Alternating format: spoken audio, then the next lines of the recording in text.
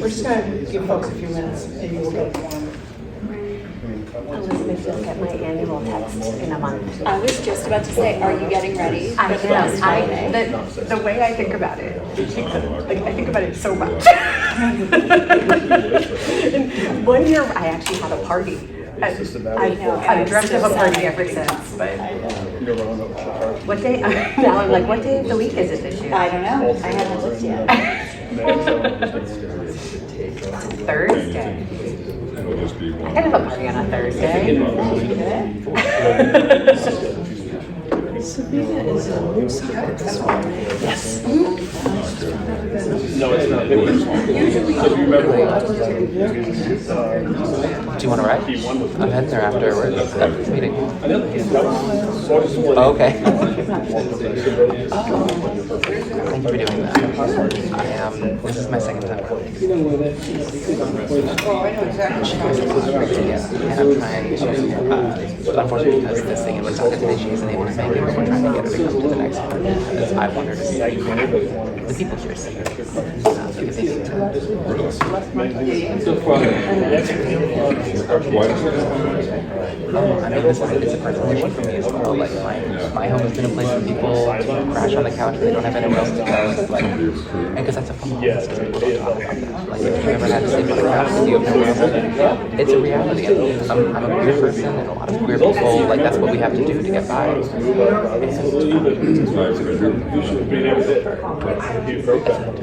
and so now to go into of this body, I don't think it's parties in that. if it's raining and it's hot, and plus you have to care.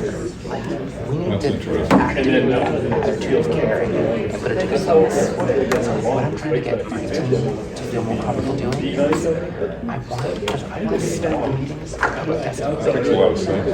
Yeah, so that's it's so disrespectful for people who present to feel good, but then when it comes to more time for public testimony, and I want to start I'm trying to talk about it with her too, like the way I'm to where I'm in politics and everything has to be a little kind of passive. 34 to 32 to 33 or something. But I'm a little mouthy, so no, I try my hardest. I need my job for now. And so I want to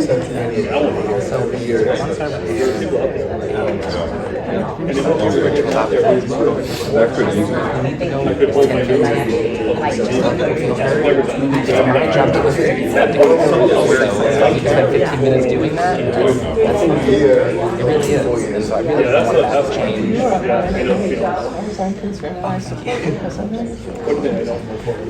It's a lot because I feel like there are people who are working hard to be together because it's easy sometimes.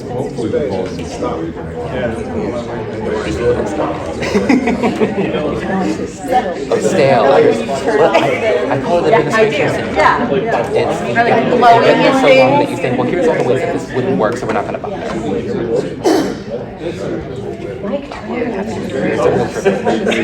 Let me give you those cards. Okay. Well, if you say you can touch it because I'm going to be this body from now on, so. Oh, yeah, I'm going to try and get her to come. Just the witnesses. Yes. Good morning. We're going to start the meeting. I'm Deborah Goddard, Secretary of Housing. Got Beth Hingham with me here, Executive Director of Homelessness and Community Supports. We got to do something about that name. So we're going to get going. First, roll call.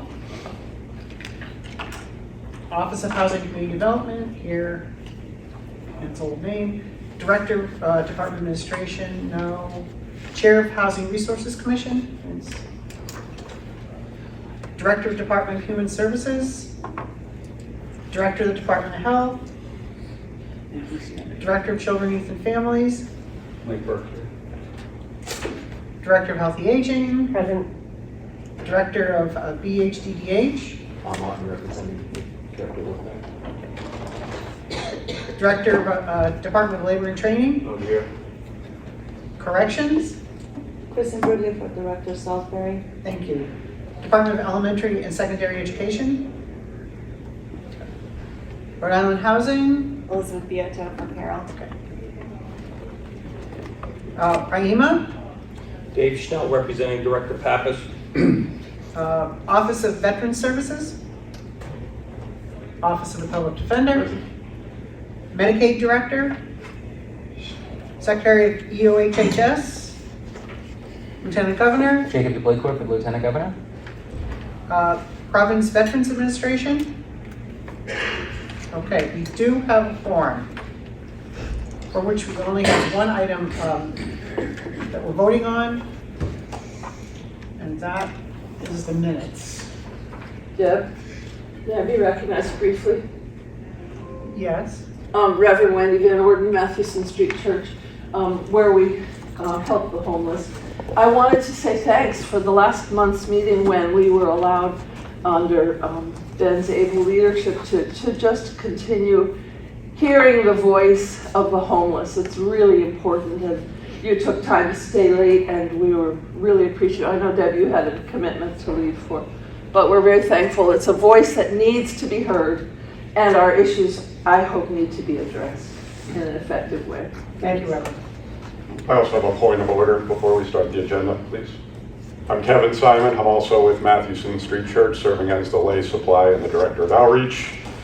We understand that this committee will be reorganized in the coming months, and we would hope that the new iteration would include people in our community with lived experience.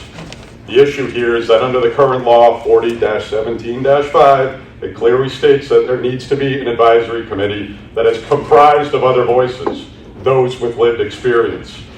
In the 6 months that this committee has been meeting, we have not seen this committee implemented. Right. We have taken it upon ourselves to appoint someone to sit at this table from our community, one who can provide important perspective on what is happening to many Rhode Islanders. They are prepared to join this table this morning. Will you welcome them?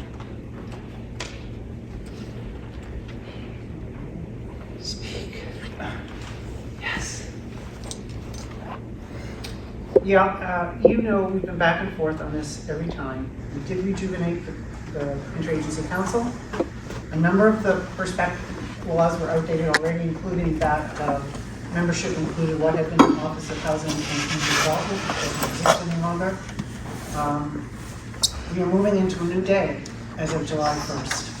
But it's still the current law, And we correct? will conduct It is this still the meeting. current law. We will conduct this meeting as we've been conducting the monthly Interagency Council meetings. With our voice. And we will start anew on July 1.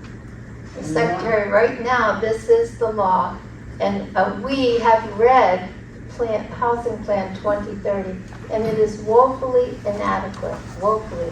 The only thing we can really say is 2030 is too late. This is not the time for public comment, which we should have plenty of time. We have a fairly short agenda. We very I do want to rarely make get it clear, time. I will start with my comments. then Okay, you I'm make going to say comments. one thing, Secretary Goddard, I'm sorry. We have to say, we are here, and why I'm here, Rhode Island has an emergency, a public health and housing emergency. What's conducted here doesn't reflect that. There are not enough shelters for individuals or families. Most of the shelters put people back on the street every day for half a day. The number of shelter beds is being reduced when the need is increasing. Congregate shelter is not the answer, and we all agree housing is. What is the plan to house the 1,500 or so in shelters and the hundreds living outside in cars, sidewalks, in the woods, and encampments that are routinely raided? 2030 is too far away. People are dying now. Lives are being squandered. We are here protesting because the Department of Housing and Secretary Goddard have not prioritized these needs in this human crisis with any sense of urgency.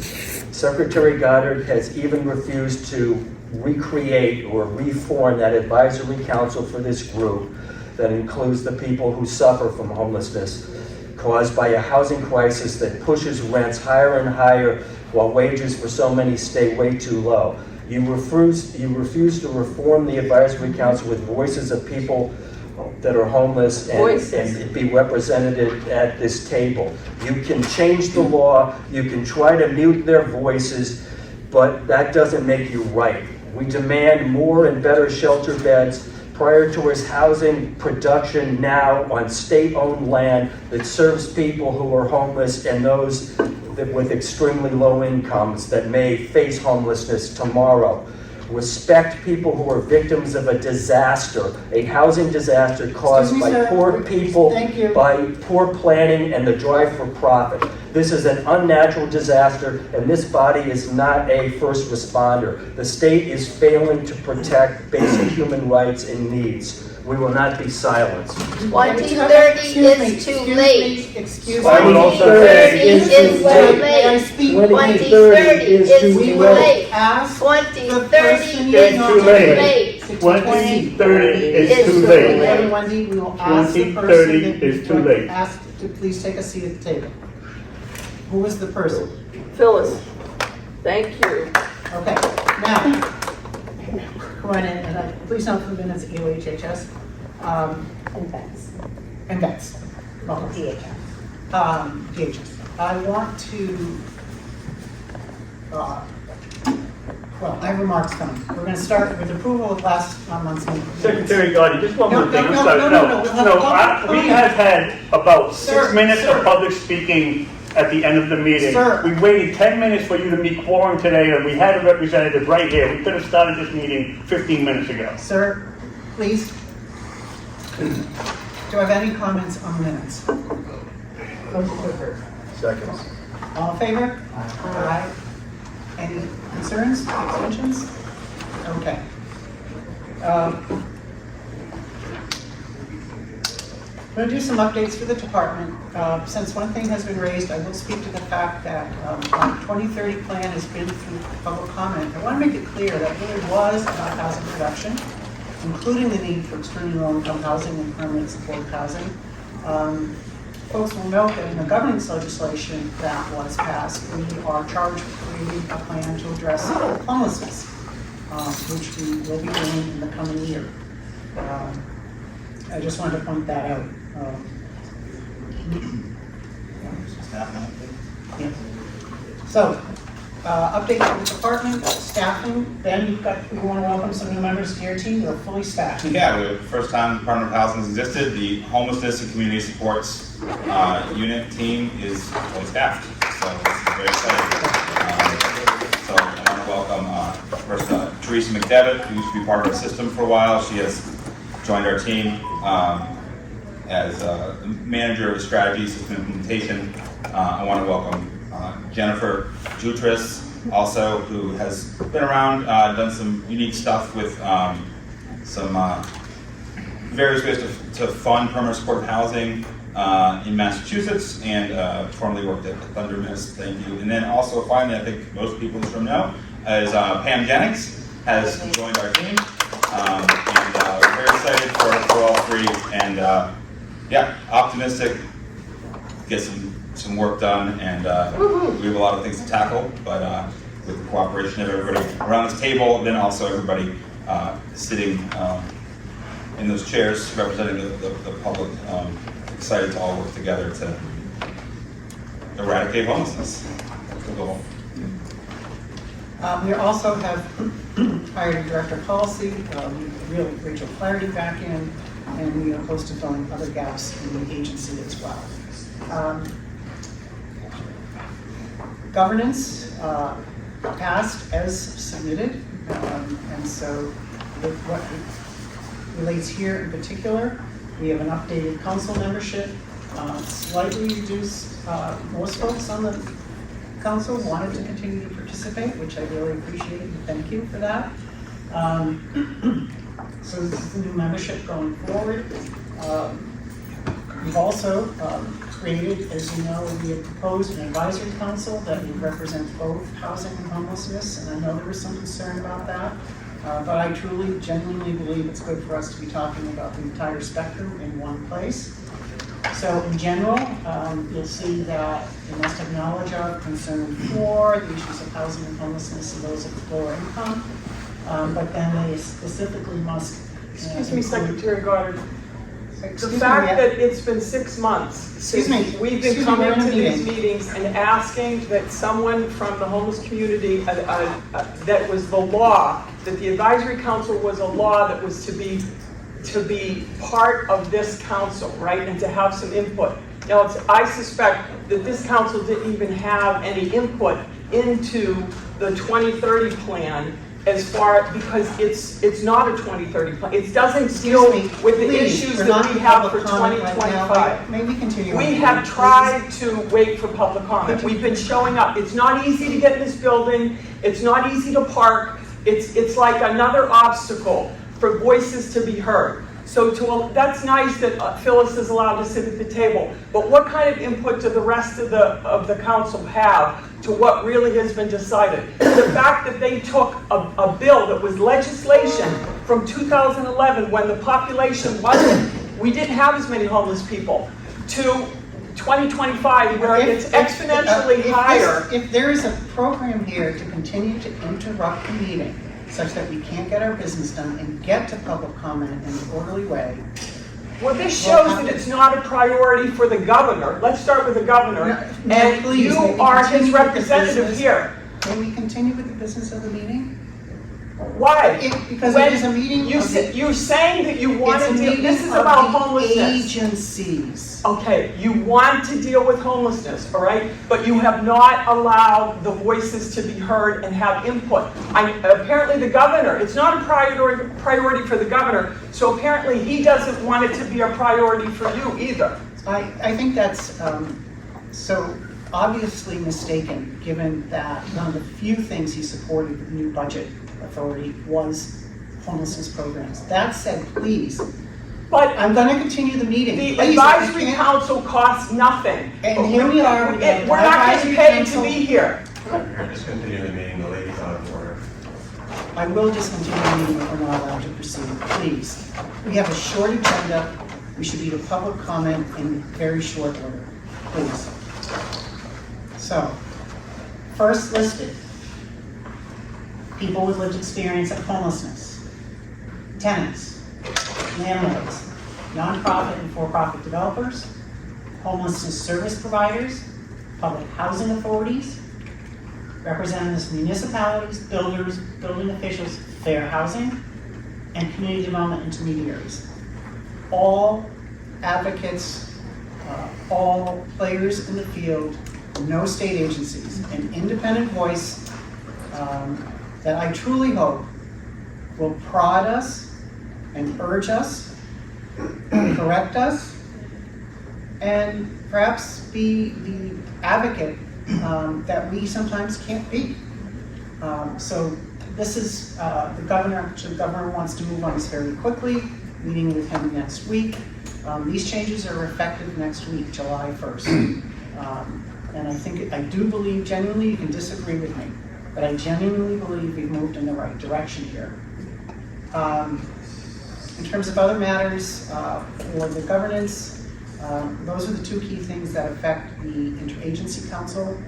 As I did mention, it also says that we should annually produce a plan for homelessness. We will be working on one this year.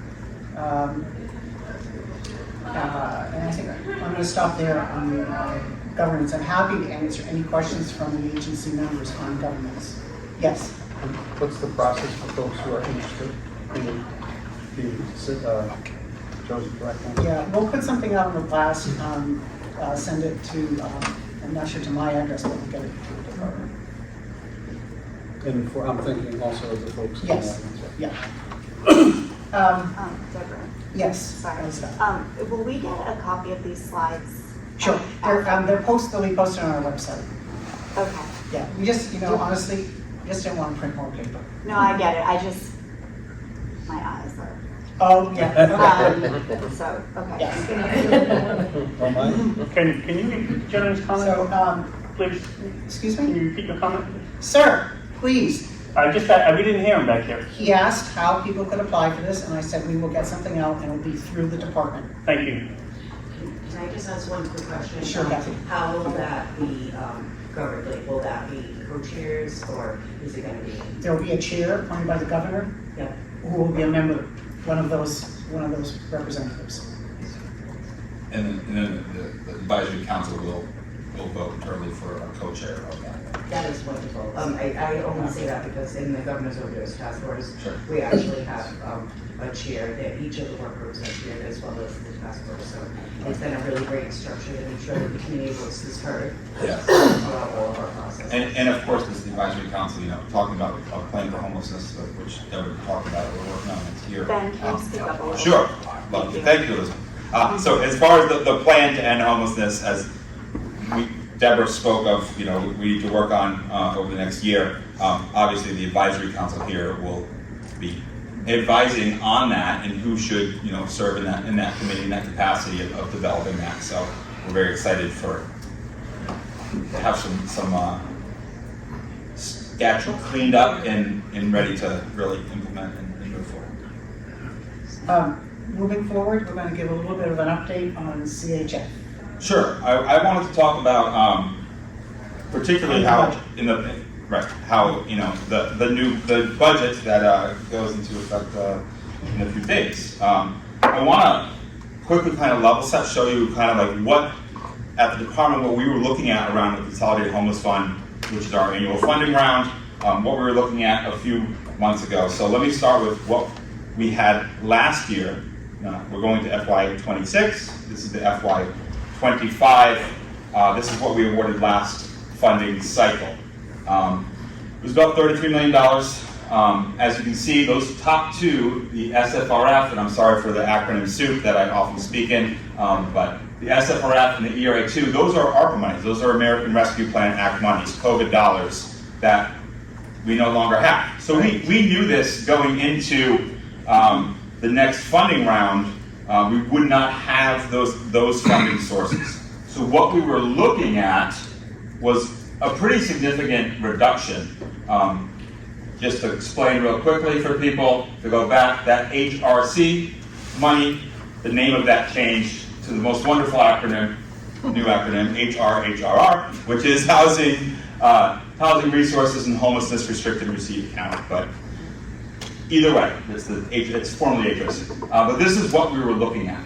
And having conversations with the governor, he cares very much about this. The governor proposed, as many of you know, in the budget, a new funding stream dedicated to homelessness supports by extending the whole home rental tax and then doing some stuff with conveyance tax. To break it down, really, the governor proposed that on a slight increase on Tier 2 real estate conveyance, which would estimate give us another $2.2 million dedicated to homelessness, and then also the whole home short-term rental tax would have given us another $2.1 million. This is just for FY26. As you know, tax code takes some time to go into effect. It's a bit more for 27. And then what was ultimately approved was what you see on the screen, which was actually a bit more. So it takes us from being at, we were around 15.2 million for this funding cycle, and that takes us to about 23.7 million, which is, thank you to so many people sitting over there who are at the State House advocating, testifying. It's good. Thank you. So that's where we're at going into the next round, which the RFP closes on the 30th in a couple days, and then we'll start the next process of making awards, scoring those, making awards, and moving forward. Also, we are in open competitive process, so I'm not going to say too much, but I do want to acknowledge that we set aside money to create the regional access points, which means it'll be face-to-face conversations, money for diversion available to the folks doing those interviews, and money for rapid rehousing.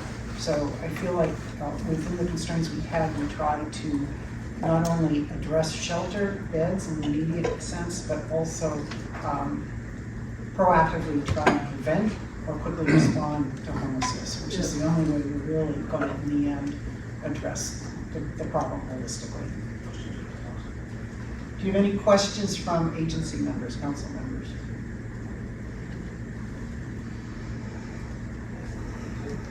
That really was what we had to to discuss. So our next meeting, we'll figure out what that is with the change in we also have an Interagency Council on Housing being created, so we'll probably be more on a quarterly cycle. The department will have a meeting every month. One will be the Interagency Council on Homelessness, Interagency Council on Housing, and the Advisory Council, which will establish its own rhythm, but will relate to both of those interagency councils. So we will stay tuned, we'll be in touch with everyone. And I really want to say, for those who have served on the Interagency Council and folks here who have come religiously, thank you. We are doing work in the background. I think it's going to pay off, and I expect that we will have another report on what we're doing on data sharing and performance metrics sometime during the summer, and to the agencies that have quickly responded to the data sharing requests and interviews. Thank you. It's going to mean a lot for all of us in terms of improving our system and understanding what's in the system and what we could be using in the system. So now, as I mentioned, we are open for public comment. And so, yes, I'm sorry. Yes. Is there an update that you can provide for us on the exercise that's underway with the consultant doing the homeless service scan? A&M, that's yes. They're now in the process of dealing with the documents for the data sharing. So that's well underway, including ecosystem with the OHHS. We had a great meeting with them. They're scoping that out right now. I think they have executed the agreements already. They've done an analysis of shelter bed costs. They've been hit it on the nose pretty much in terms of our caps, which is a new thing in our CHF round. But we're going to ask them to come back. That's probably will be the genesis of the next meeting of the Interagency Council. Okay. Thank you. Other comments or discussion before we thank you? Yeah. Okay, Bernie. Okay, we had a heat wave in the last couple of days, and it seemed like the state didn't really anticipate it in terms of getting the word out. REMA did have on their website that they decided that the temperature was high enough, so had their distribution list. Many cities and towns listed, mostly libraries during the day to stay at, a few police stations, which is very welcoming, and you know, very few, if any, you know, with the legislation that we put forward called for, which is 24/7 until the heat wave's gone. So people could go to a place, have a place to sleep as well, and that didn't pass the House.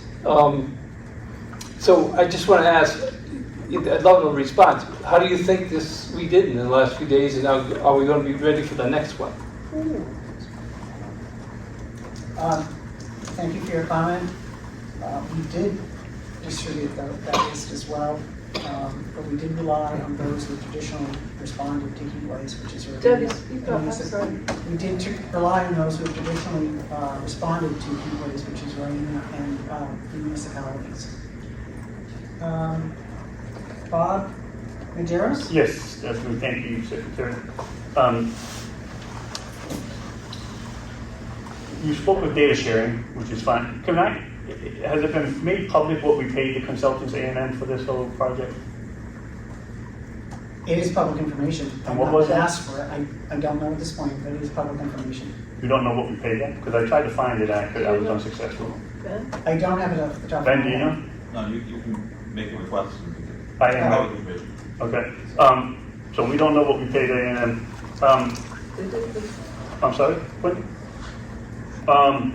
Data sharing, again, if we had this seat filled in December as was required by law,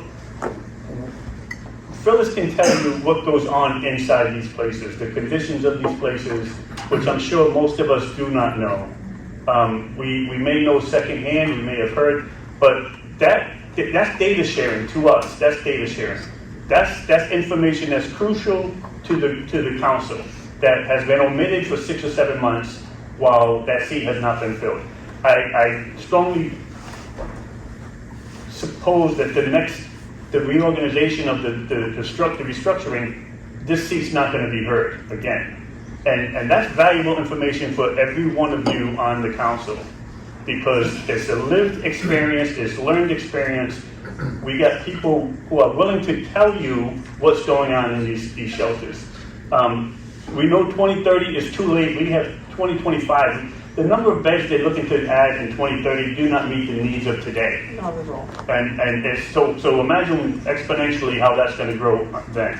Right now we have a public health emergency with homelessness. It hasn't been recognized as a public health emergency. The governor has refused. You can understand our frustration with public comment. I was saying we get about 6 minutes on average. No one takes notes during public meetings, so you quickly forget about this, Secretary, when we leave. The purpose of public meeting to the boards that I sit on, we listen to the feedback, we write down, we have a response for it, we take that into consideration, whether it's a suggestion or something that needs to be told to the board. Not one of you have taken notes every time we have public meetings, and that says a lot to us. Excuse me. I'm taking notes. Yeah, do you know? Tim. Tim, wait. Dixie's responsible was taking notes. Okay, so we don't see the public comments in the notes that come out. When you send the minutes out, and I don't know what just happened right there. Were you telling someone not to speak, Secretary?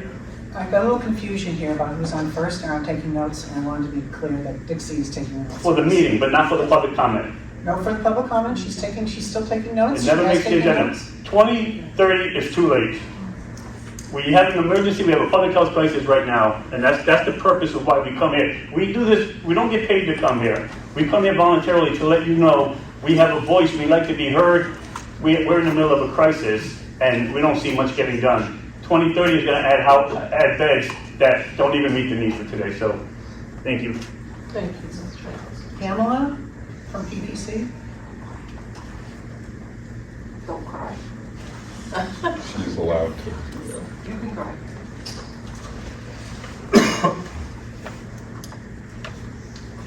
Good morning. Good morning. I do not cry all the time when I come here. And I see everybody that's here. And I see them at Matthewson. And I see them on the street. Right. And I see people that are more disabled than I am on the street. How did they meet?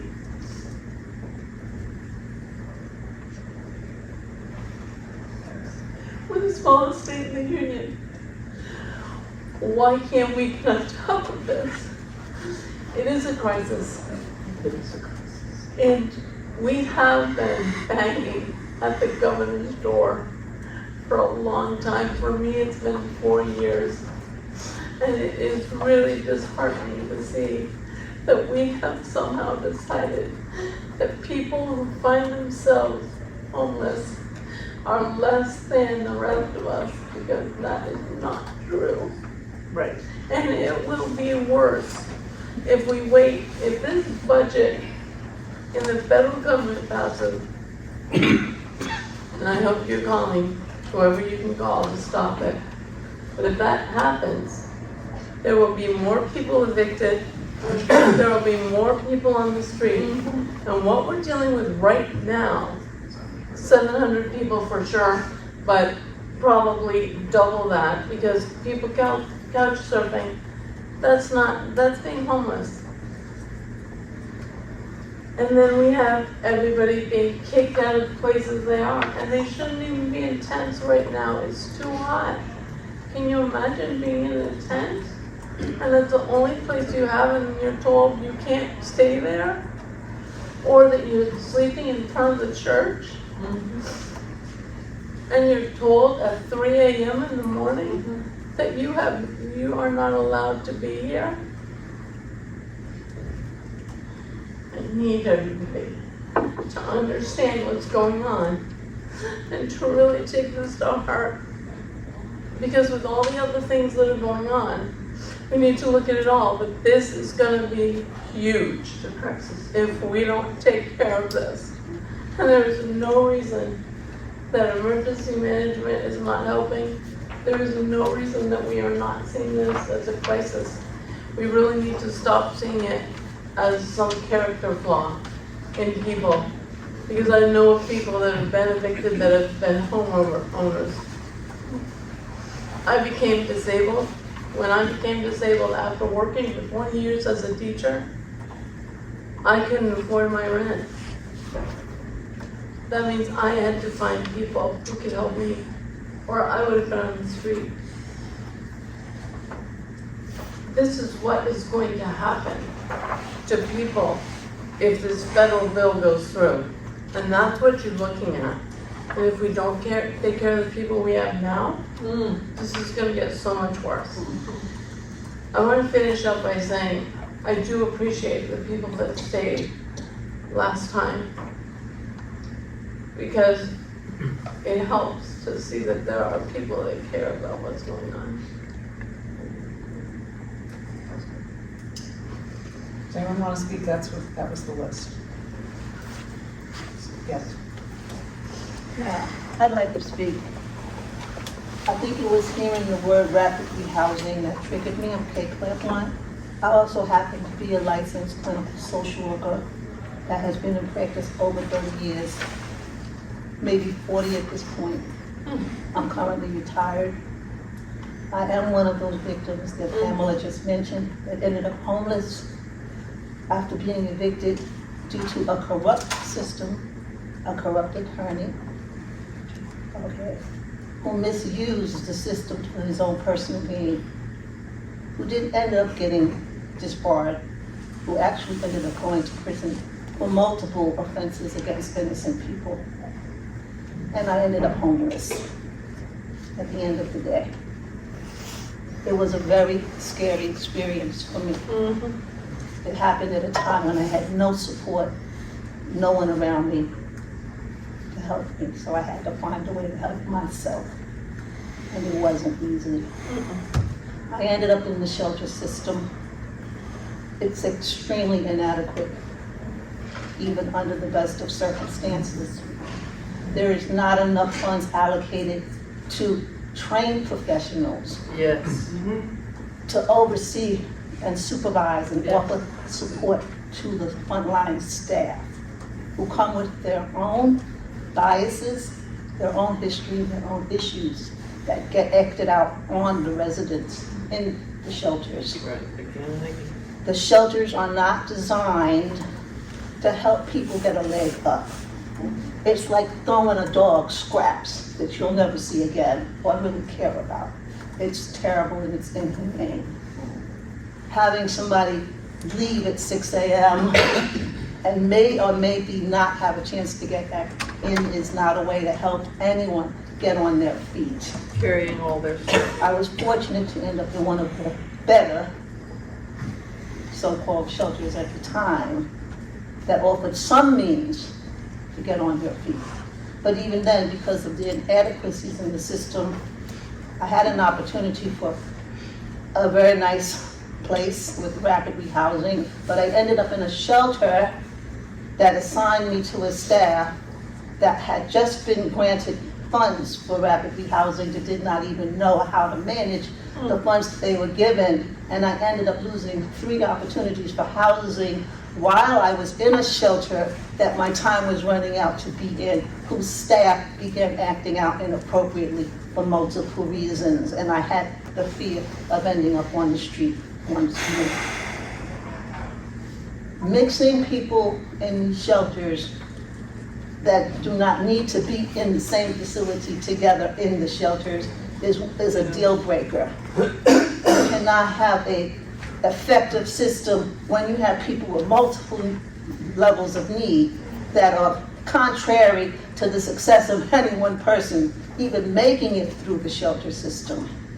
So I do want to say funds for trained professionals to assist the people that are operating in these shelters as well as the people that are working on the front line is essential. Else you're going to look at a failed system and you're going to look at people back out on the streets all over again because they can't even survive in the shelter. It's ridiculous.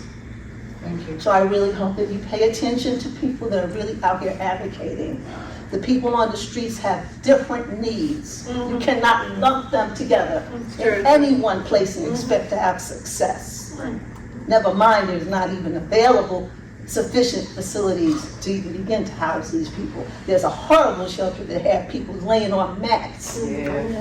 I won't mention any names, not even the ones that I participated in, laying on mats on the floor. You can't afford a cot for each person. These problems really need to be addressed. It's inhumane and it's unfair, and that's all I want to say. Thank you. Thank you. Do I have a motion to adjourn? Second? Kimberly, thank you. All in favor? Thank you.